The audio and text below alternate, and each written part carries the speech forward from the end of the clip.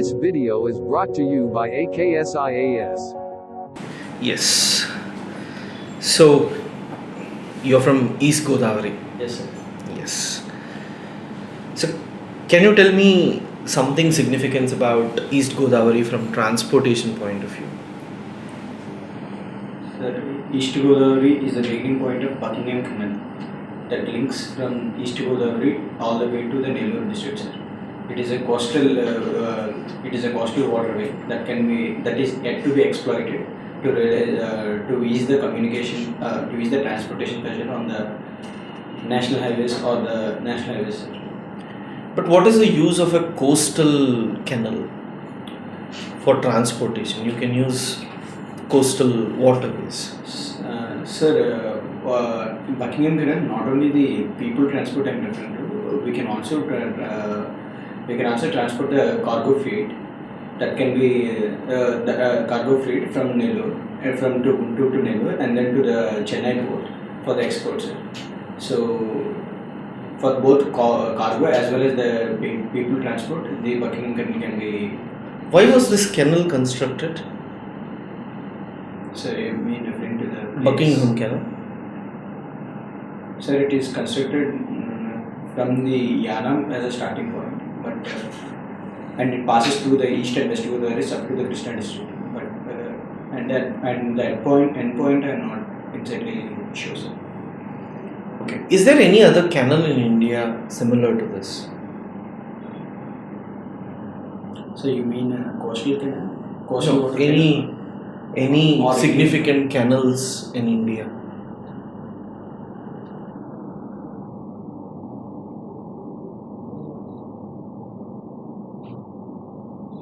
I'm sorry, sir. At this point, I can't. Okay.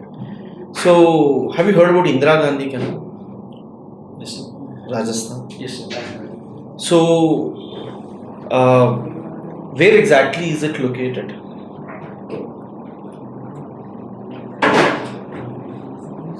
Sorry, the Indira Gandhi Canal is located on the.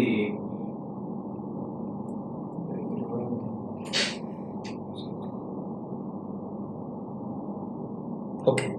So, let us come to fishing, Yes, sir. right? So, what are the different types of fishing you have? As in. Yeah, in India, coastal region. Sir. What are the different types of fishing people practice? So in India, the fishing that is practiced by the people can be classified into sea fishing or marine fishing or the inland fishing that is in practice in the ponds or the cultured estuary warehouses, etc. So there are mainly two types of fishing. Inland. Have you heard something called as bottom trawling in fishing? Bottom, yes, sir. I heard the term trawling, and it is a point of contention between Indian fishermen and the Sri Lankans, because Sri Lankan government contends that the trawling that is practiced by the Indian fishermen is leading to the damage of the coral reefs and the seafloor that is in the Bay of Bengal region. Is it practiced anywhere in Andhra Pradesh, or is it confined only to that region? I don't have any concrete idea on that, sir. Okay, so when you say almost entire east coast is emerged coast and you have artificial ports there, what type of, why do you see only Vishakhapatnam to be the natural port? What makes Vishakhapatnam natural port? Sir, because of its geography and the presence of the Dolphin House Mountains makes Vizag is a deep-seated natural harbour, sir. So you were talking about your father's profession as an industry. I mean fishing, I suppose. So is it export oriented or just a regular fishing that is being practiced? Sir, my father practiced fishing in a small scale. Generally, we generally practice fishing in trips of 1 to 2 days, and we are not at a scale to export. We just sell the fish at retail markets. What is the issue of fishermen when it comes to Lakshadweep. You might have heard about the dispute between the Lieutenant Governor and the fishermen there. So, what is the issue? So the issue regarding Lakshadweep is pertaining to the development of the area that is inside the that is called as the plain area in the Coral Islands. Now the central government through Lieutenant Governor is planning to develop these plain areas into urban landscapes. Now the bone of contention between the fishermen and the central government is that fishermen use these plain areas to dry their nets or the fish for the salted export to salt the fish. So fishermen have traditionally seen these areas as their fallback grounds to store their fish and place their nets, while the central government is planning to develop the coastal urban landscape. Also, fishermen also concerned about the ecological damage that this potential landscape can cause. So these two are the main. So, being from farming, fishing community, and also, if you are given an opportunity to develop Lakshadweep, right? How do you balance it?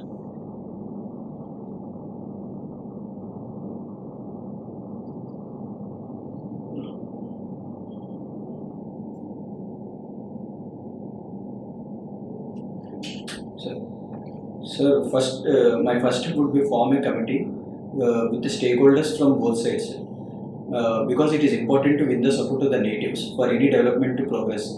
So my first way forward would be forming a committee involving both the stakeholders. Number two would be identifying the tracts of land that can be effectively developed without compromising the ecology of the landscapes of the Lakshadweep landscapes. Number three would be rehabilitating and relocating the fishermen communities that lose their houses or they survive or their livelihood because of this potential developments. So, Indian government is trying to argue that we want to develop on the model of Maldives. Yes, sir. Right? Didn't Maldives face these type of issues?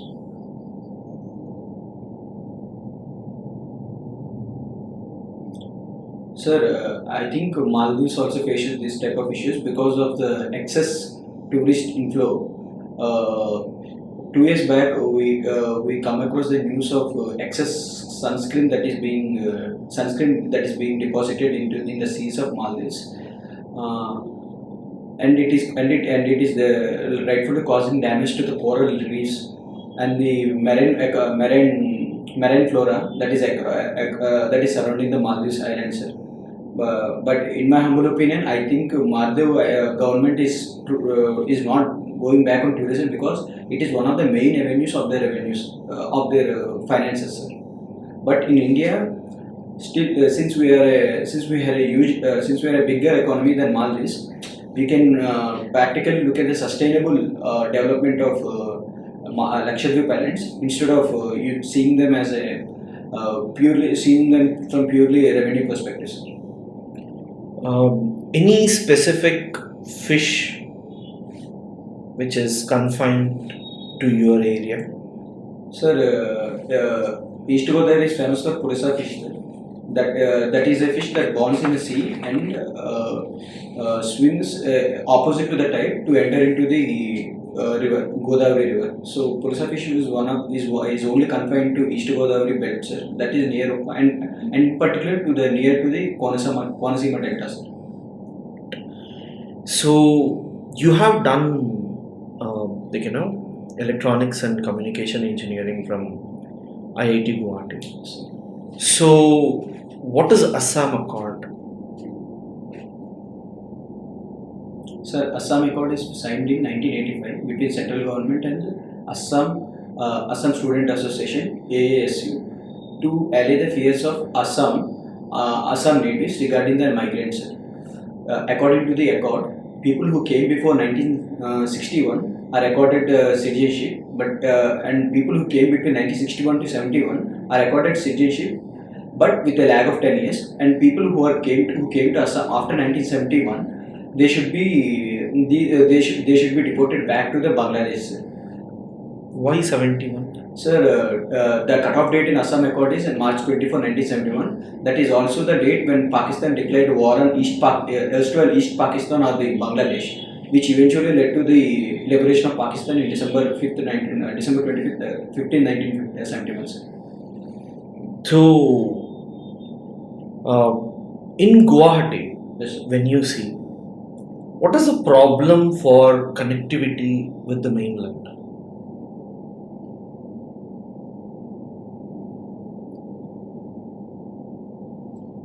Sir, you mean specifically in Guwahati or in Assam as a whole? Northeast, what is the problem in connectivity? Sir, one of the main problems in the northeast for the transport is the topography, sir. Northeast topography can be broadly classified into plains and hilly regions, sir. Since the rivers are in youth stage, the hilly stretches are prone to landslides, frequent flooding, which leads to the erosion of the constructive structures that are made above them. And on the plains, most of these plains are deposit plains, and they lie at a lower altitude than the general sea level, sir. So any incidents of rainfall, excessive rainfall, or any backwater flow destroys this plain completely, and which poses a problem for road construction. Apart from the deposition and other features, let's say, which occurs for 3 months in a year during the monsoon season. So, what about the remaining period? What is the biggest trouble for transportation in this region? So, the topography issue is there. Apart from that, the lack of the presence of tribal ethnic groups the presence of ethnic groups who have anti-India sentiments and want to destroy the communication and transportation networks in the northeast. So whatever the inlays of development that is made by the government of India are being thwarted by these groups who specialize in destroying the roads and the bridges that is built for the communication purposes. Anything environmentally?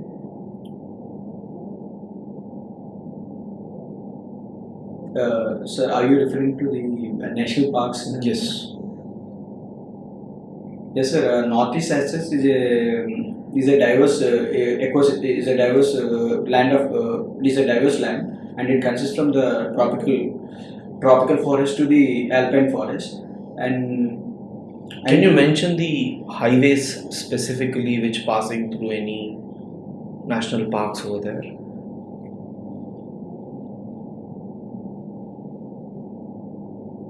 No, sir. How do you used to travel to Guwahati? Sir, in my stay during IIT Guwahati, I used to stay in a hostel that is in the campus, inside the campus. From your hometown? My hometown through trains. Train. So, which zone is Guwahati?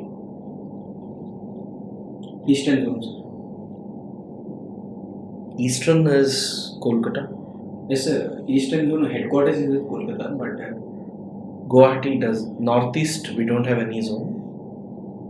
Sir, as far as I'm aware, Assam is also included in Eastern zone, but I'm not exactly sure, sir. So, yes. Psychology, right? So, it's believed that individuals with psychology of ruling the world are most terrible to the human race. We have seen it in the case of Hitler. We have seen it in the case of Stalin. To some extent, people criticize Mao. Can you analyze anything with respect to Putin's psychology during the recent times? Sir, the autocratic leaders that you have mentioned all have one feature in common. They all have need for power. So in the individuals who have need for power, they're not very concerned about how they grab the power. So their main fulfillment is to see themselves distinguished from the others and want to maintain the control. And if needed, they are very much satisfied to maintain the status quo or go back into the regressive practices to maintain this power leash. So in the recent crisis, the Russia-Ukraine crisis, Putin, who is also an individual who has high need of power, is not considering the miseries that can be inflicted by the Russian army on the Ukraine civilians. Because in the end, he just want to exercise his power of influence over the Ukraine from joining NATO. Okay, so what is the benefit for Ukraine to join NATO?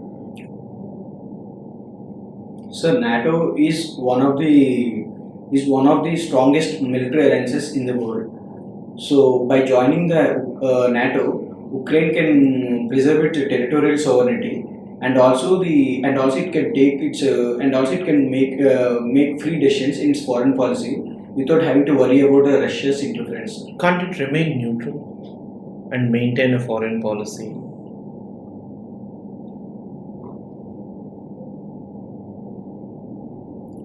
Sir, when USSR was dissolved in 1992, Ukraine put up a resolution that it will remain neutral, that it will not join the Russia-sponsored CSTO or US-sponsored NATO cell. But as we've seen in the past, Russia always wanted to make inlays towards Ukraine and towards east, towards west, and in this because towards west in the post-Soviet post-Soviet states. In 2014 also, when Russia annexed Crimea under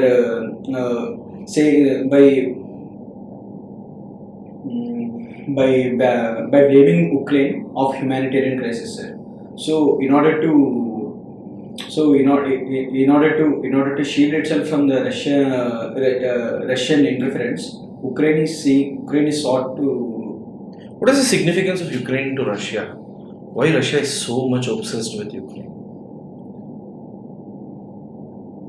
Sir, there are two main reasons behind Russia's interest in Ukraine, sir. Number one being occupying Ukraine, it gives a direct access for Russia to the Mediterranean Sea, sir. Through Crimea region, it can directly control the Mediterranean Sea. It already has Crimea. Yes, sir. Number two is it can stop the NATO's eastward expansion, sir, and can protect other Soviet states in the Central Asia from joining the NATO, sir. And also with the rise of China, yes, sir, do we still find relevance of NATO?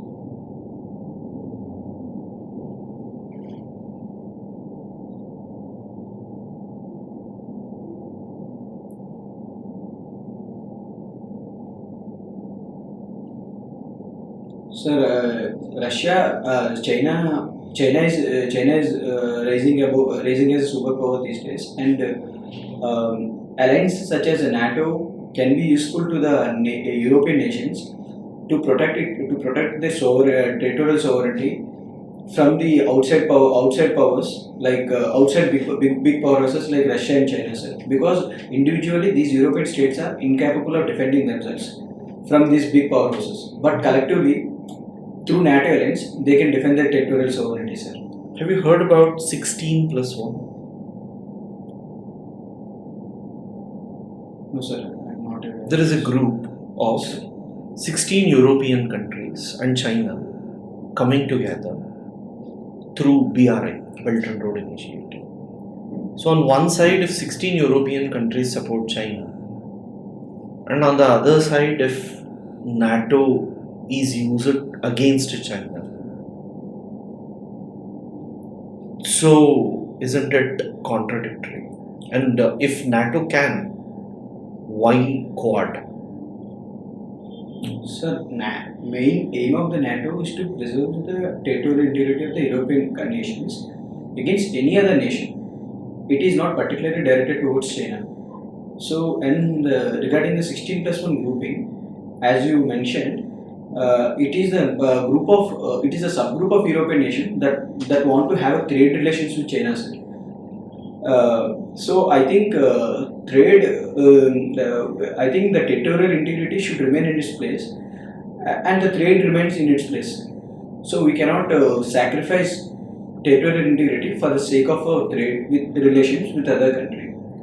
There is an argument that if India remains neutral in the case of Russia's attack over Ukraine, tomorrow if China attacks Arunachal Pradesh, Taiwan, the world may remain neutral. So, is this argument justified?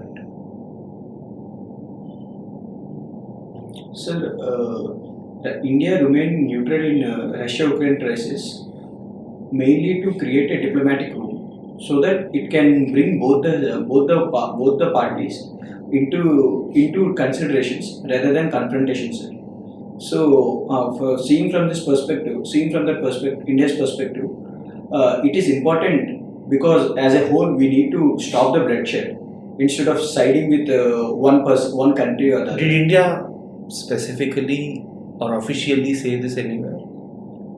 Sir, from our foreign secretary last week, he mentioned that we are abstaining to create a diplomatic room. So I think we are not abstaining to get away from our responsibility. Rather, we are abstaining to create a diplomatic room and potentially act as a mediator to resolve the crisis. Is there historically any precedence where Russia supported India the way India is behaving neutrally with Russia? Yes, sir. During Bangladesh Liberation War, there was a resolution moved by the China regarding the India's aggression in East Pakistan, sir. So Russia, being permanent member of UPSC, it abstained. It stalled it used its veto to stall the resolution, sir, which eventually helped India to resolve the crisis. What's biowar? So biowar is a scenario where biological weapons like bacteria and virus are being used as weapons as a counter to the conventional warfare. Is world already facing biowar with COVID?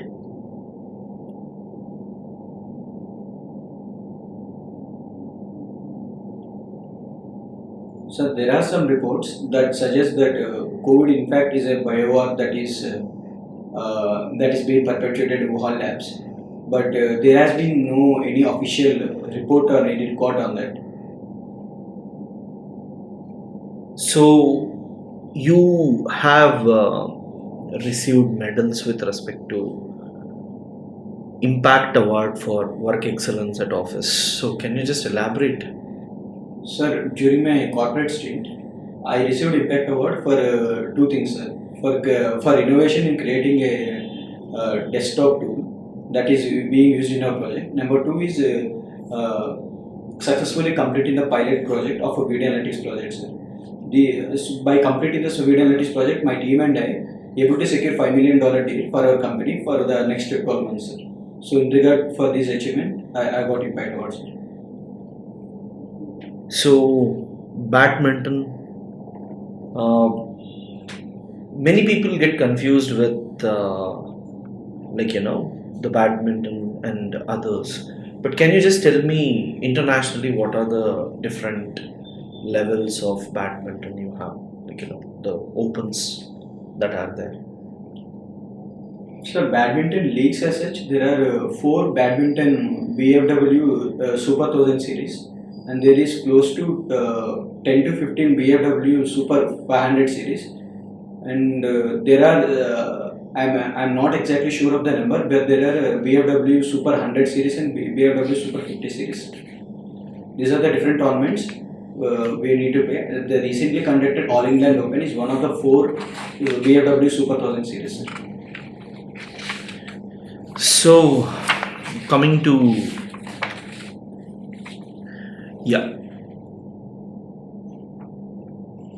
have you seen your classmates in hijab in school days? No, sir, I haven't seen my classmates in hijab in school days. Anywhere around your hometown or so?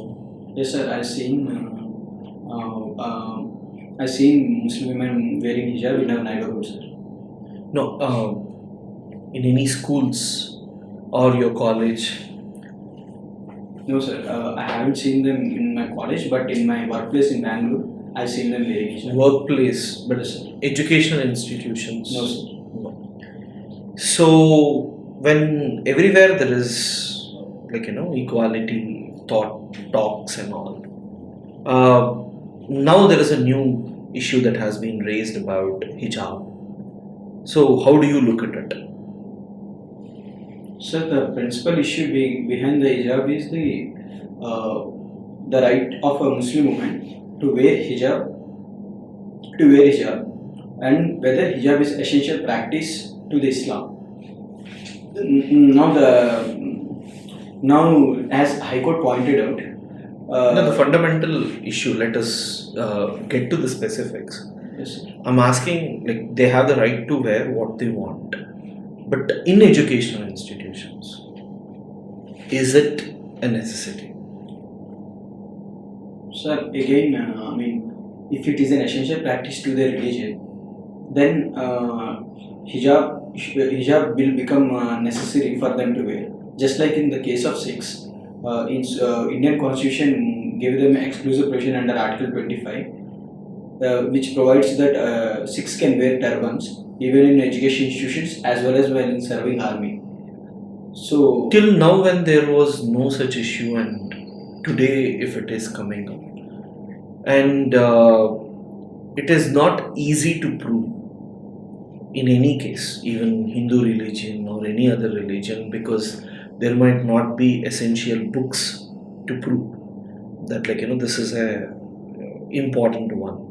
So in all these debates, are we going backwards or are we moving forward? Sir,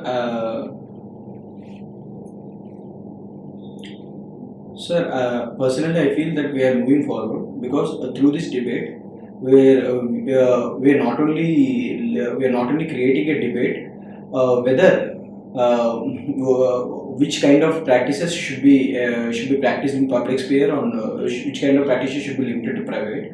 We are also delisting the practices that are not essential to the religion practice, but are being rubbed on the women and men of a particular religion in name of by the priests of that religion, sir. There were similar issues in France with respect to hijab, where they had boycotted wearing hijab in public space itself.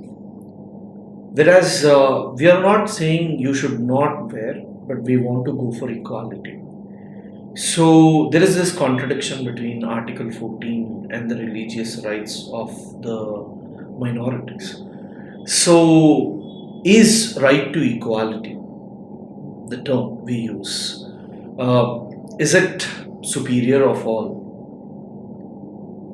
or is religious practices being superior? So religious practices are religious practices come under the Article 26, which itself is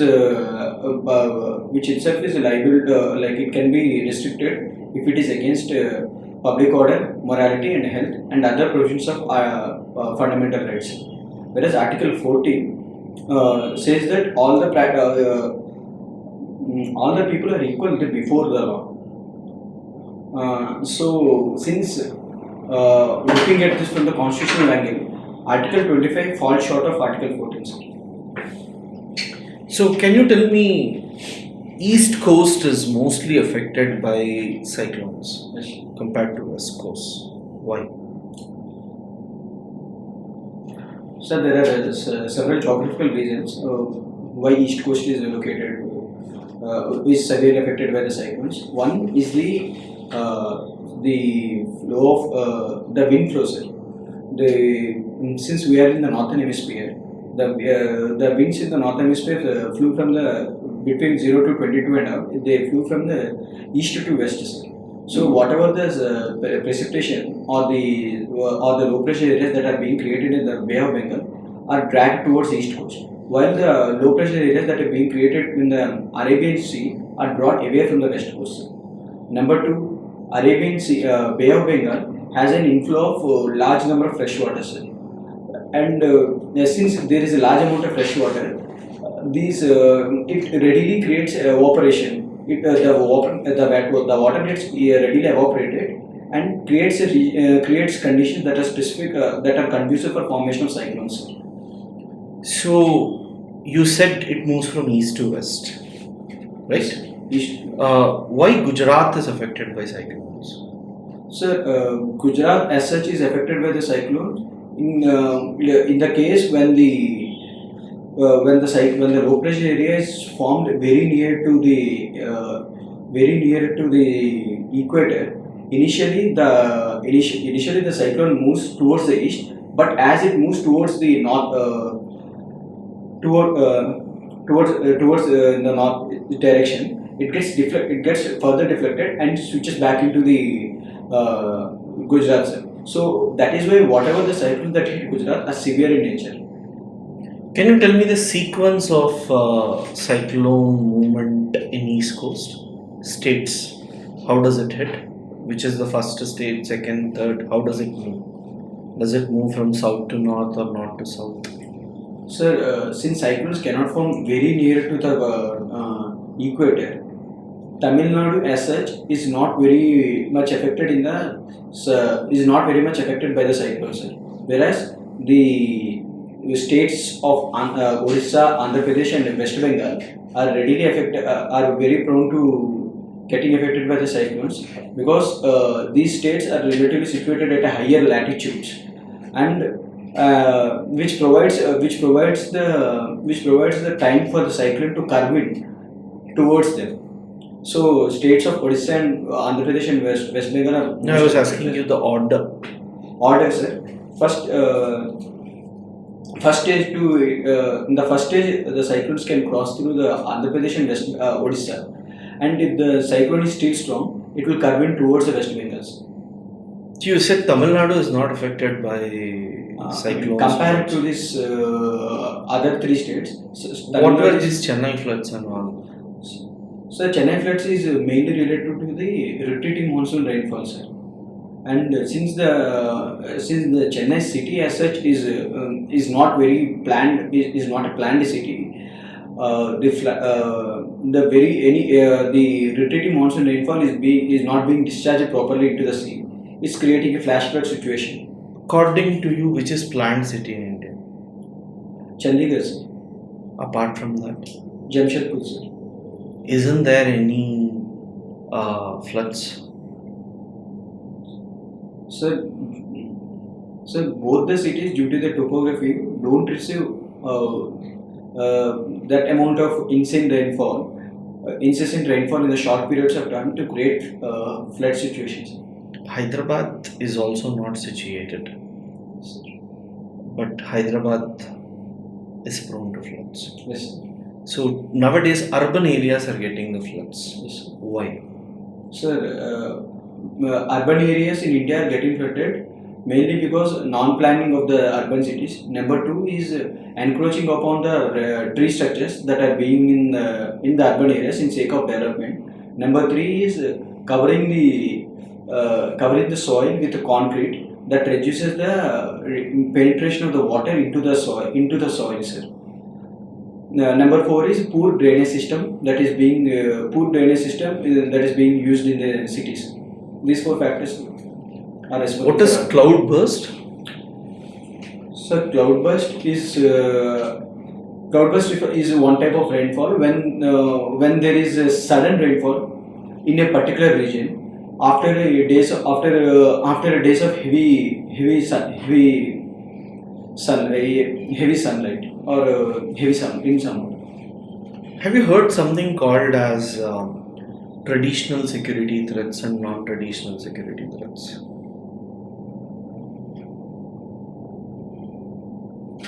No, sir, I'm not exactly sure of this. So, what does climate change impact on East Coast?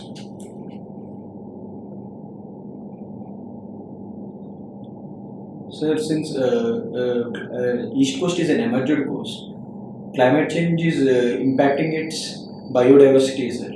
Because much of the East Coast is a home to coral reefs, and because of the climate change, the temperature of sea temperatures are increasing, which are destroying the coral reefs, sir. And they are also destroying the mangrove forests that lay across the East Coast, sir. East Coast has more coral reefs. East Coast has coral reefs, sir. Which parts? For example, in Kakinada, there is a island called Hope Island, and near the Hope Island there are coral reefs. But concentration-wise, coral reefs are more located in Andaman and Nicobar Islands, and between the Tamil Nadu and Sri Lanka in the Park State. why not in Andhra? In Andhra, Why not Krishna Godavari basin? So because the formation of coral reefs requires still water, sir. So the Krishna Godavari mouth basins have a constant outflow of water because since they are the river mouth basins, there is a constant outflow of the water and mixing of the water, which is not conducive for coral reef formations. This video is brought to you by AKS IAS.